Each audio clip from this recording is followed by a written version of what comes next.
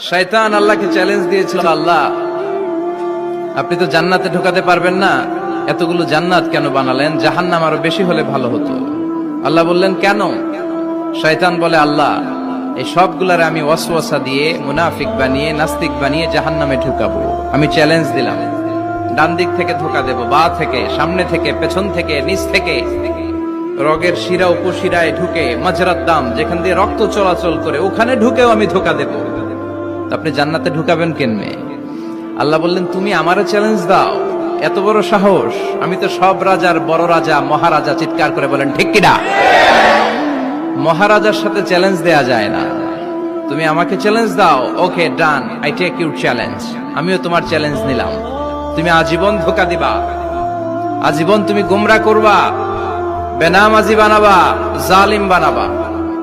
কিন্তু আমার বান্দা কোন তাফসীরুল কোরআনের মাহফিলে এসে, কোন এক ওয়াক্তের নামাজে মসজিদে ঢুকে, অথবা মাঝরাতে ঘুম ভেঙে গেলে তাহাজ্জুদের জায়নামাজে চোখের পানি ছেড়ে যখন ক্ষমা চাইবে, আমি সব গুনাহ মাফ করে দেব, তুই কি করবি?